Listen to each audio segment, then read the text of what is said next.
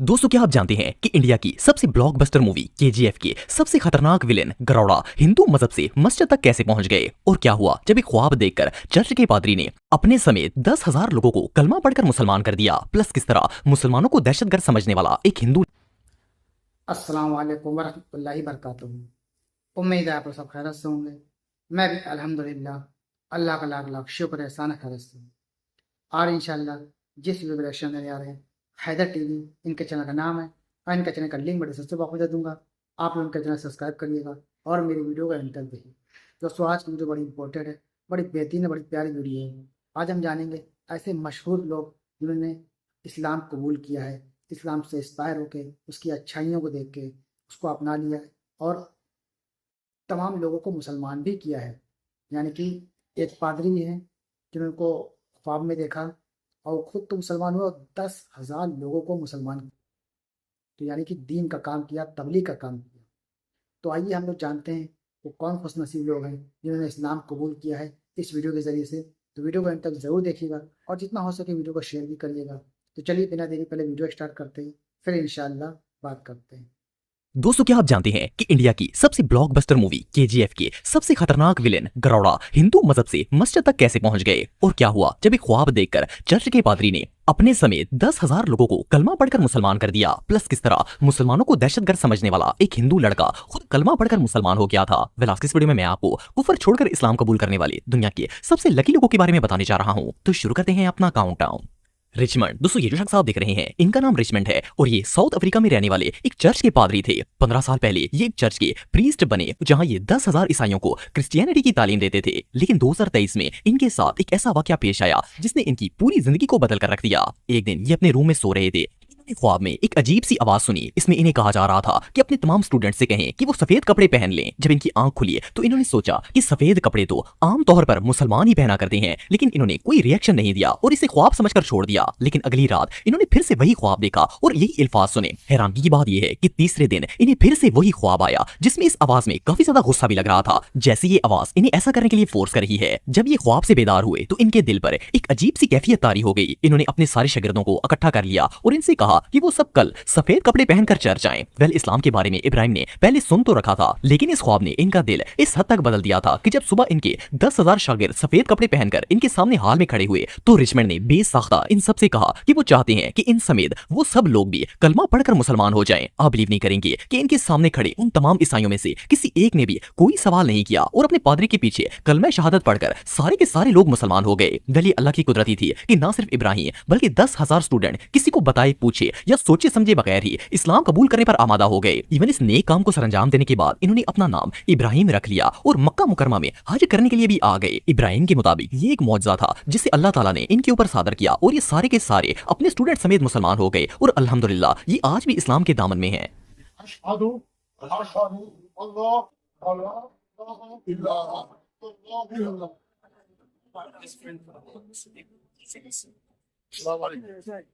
This is the truth. I've got to go. With or without, my people have got to go. I'm following Islam. Ramesh. दोस्तों, रमेश का ताल्लुक India से है। ये पैदाइशी तौर पर एक हिंदू थे। कहने को तो रमेश हिंदू थे, लेकिन इन्हें अपने मजहब में कोई दिलचस्पी नहीं थी। खास तौर पर जब मंदिर में इंटर होते हुए इन्हें 3-3 घंटे लाइन में लगकर वेट करना पड़ता तो इन्हें हमेशा से ऐसा लगता था कि भगवान या फिर खुदा को इतना भी मसरूफ नहीं होना चाहिए कि इससे मिलने के लिए 3-4 घंटे लाइन में इंतजार करना पड़े। अगर इस्लाम की बात की जाए तो इस्लाम को लेकर रमेश की सोच बहुत ही कंट्रोवर्शियल थी। इन्हें हमेशा लगता था कि मुसलमान दहशतगर्द हैं और जब ये किसी दाढ़ी या टोपी वाले शख्स को देखते तो इन्हें ऐसा लगता था कि वो इन्हें गोली मार देगा या फिर बॉम्ब से उड़ा देगा। रमेश शुरू से ही एक क्रिश्चियन स्कूल में पढ़ते थे, इसलिए इन्हें क्रिश्चियनिटी पर काफी बिलीव था। 2017 में जब ये अपने एमबीए से फ्री होकर नया बिजनेस स्टार्ट करने की प्लानिंग कर रहे थे तो एक रात इनके साथ बहुत ही अजीबोगरीब वाकया पेश आया। ये अपने कमरे में सो रहे थे और अचानक इनकी आंख खुली तो इन्हें फील हुआ कि इनकी पूरी बॉडी पैरालाइज थी। इन्होंने अपने हाथों पांव को हिलाने की बहुत कोशिश की, लेकिन कोई फायदा नहीं हुआ। इनकी जबान को छोड़कर पूरे जिस्म पर फालिज पड़ चुका था। ये इतना शदीद डर गए कि खौफ से अपनी खुदाओं को आवाज देना शुरू कर दी, लेकिन फिर भी इनकी बॉडी में कोई मूवमेंट नहीं आई। रमेश का कहना था कि इन्होंने सबसे पहले अपने भगवानों के नाम लिए और फिर जीसस राइट को भी पुकार दिया, लेकिन कोई फायदा नहीं हुआ। फिर अचानक से इनके मुंह से अल्लाह अकबर के अल्फाज निकले। हालांकि रमेश को ना तो ये अल्फाज पहले आते थे और ना ही इनका मतलब पता था। इन्हें ऐसा फील हो रहा था जैसे इनकी ज़बान इन्हें ये बोलने पर मजबूर कर रही है और खुद ब खुद इनके मुंह से ये अल्फाज अदा हो रहे हैं। खैर, जैसे ही रमेश ने अल्लाह अकबर पढ़ा, इनकी बॉडी बिल्कुल नॉर्मल कंडीशन में आ गई। इन्हें बिलीव ही नहीं हो रहा था कि ये दो अल्फाज हैं या फिर कोई जादू है। इन्होंने उसी वक्त गूगल पर अल्लाह अकबर का मतलब सर्च किया और पूरी रात अल्लाह और इस्लाम के बारे में पढ़ते रहे। जब सुबह ये उठे तो इनकी पूरी लाइफ बदल चुकी थी और ये कलमा पढ़कर उसी वक्त मुसलमान हो गए। बहरहाल जो भी हो, बेशक अल्लाह ताला जिसे चाहे हिदायत दे देता है। You will not believe, after 15 minutes of this, I was suffering for 15 minutes with this. Approximately 15 minutes, I was just calling out to these people, nothing about it. And then you will not believe, my tongue said Allahu Akbar and my body completely released. Assalamu alaikum wa rahmatullahi wa barakatuh. Alhamdulillah, inshallah, the month of Ramadan is right on the corner. And I thought it is a very important reminder, first and foremost, for myself and for others, that Allah blessed us with this beautiful, beautiful month for our self-rectification.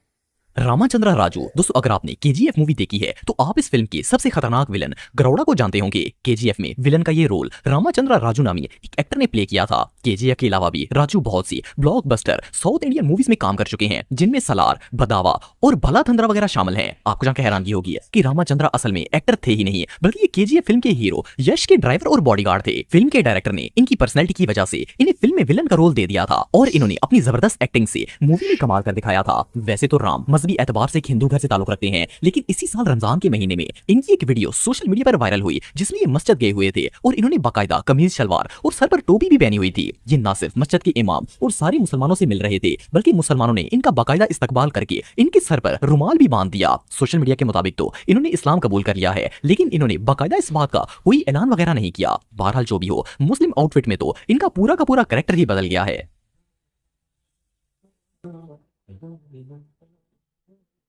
यूशा एवेंस। दोस्तों, यूशा का ताल्लुक south Carolina से है और मजहबी एतबार से ये क्रिश्चियन थे। यूशा की फैमिली बचपन से ही बहुत ही रिलीजियस थी और ये खुद भी माज़अल्लाह हजरत ईसा के खुदा होने पर यकीन रखते थे। जब ये 10 साल के हुए तो इन्होंने घर छोड़ दिया और एक चर्च ज्वाइन कर लिया। ये सारा दिन चर्च में रहते और पादरियों से ईसाइयत की तालीम लेते, लेकिन ईसाइयत के इतने नजदीक होने के बावजूद भी इन्हें कभी खुशी या सुकून महसूस नहीं हुआ था। फिर एक दिन इन्होंने बाइबल का गहराई से मुतालिया करना शुरू किया। यूशा का कहना था कि जैसे जैसे ये बाइबल पढ़ते गए, इन्हें रियलाइज हुआ कि ये किताब खुदा ने नहीं लिखी, बल्कि किसी इंसान ने लिखी है। इसमें इतनी आउट ऑफ सेंस बातें लिखी हुई थी कि वो बाइबल को जुड़लाने पर मजबूर हो गए। एक जगह बाइबल कहती थी कि खुदा एक है और दूसरी जगह लिखा था कि हजरत ईसा खुदा है और रूहुल कदूस तीनों ही खुदा हैं। इस चीज ने यूशा को इतना डिस्टर्ब किया कि इन्होंने बाइबल पढ़ना ही छोड़ दी।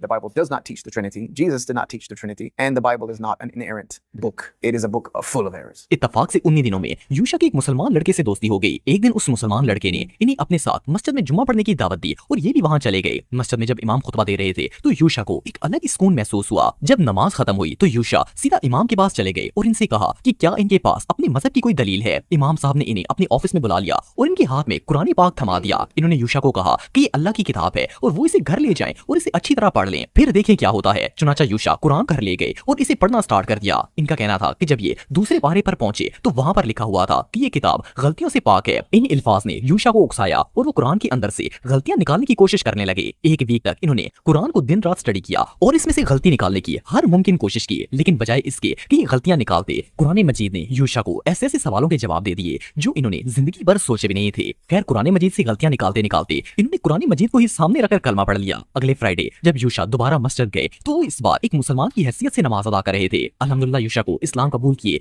आज 30 साल गुजर चुके हैं और अल्हम्दुलिल्लाह ये आज भी इस दीन हक पर कायम है। तो दोस्तों, ये था हमारा एक्शन जो आपने देखा, और ये वो खुशनसीब लोग थे जिन्होंने इस्लाम कबूल किया। दोस्तों, कुरान एक ऐसी किताब है जो हिदायत की किताब है। जो कोई भी उसमें कमी निकालने की कोशिश करता है, उसको जब पढ़ता है तो अल्लाह ताला उसको खुद ही ईमान की दौलत से नवाज देता है। क्योंकि कुरान एक मुकद्दस किताब है, अल्लाह की आसमान से उतारी हुई किताब है, हमारे प्यारे आका ने पास मतलब से तो उतारी किताब है और इस्लाम कबूल कर लेता है। तो दोस्तों, ये था हमारा एक्शन जो आपने देखा। वो खुशनसीब लोग जो इस्लाम कबूल किया और तबलीग का भी काम कर रहे हैं, यानी कि दीन का काम कर रहे हैं, लोगों को दीन पहुंचा रहे हैं। हमारी भी जिम्मेदारी है कि दीन को प्रमोट करें, लोगों को उसकी अच्छाइयाँ बताएं ताकि लोग इस्लाम कबूल करें। तो उम्मीद है दोस्तों आपको हमारी वीडियो अच्छी लगी होगी। वीडियो अच्छी लगी है तो शेयर करिएगा। हम मिलेंगे आपसे इंशाल्लाह नेक्स्ट वीडियो में। तब तक के लिए अस्सलाम वालेकुम व रहमतुल्लाहि व बरकातहू।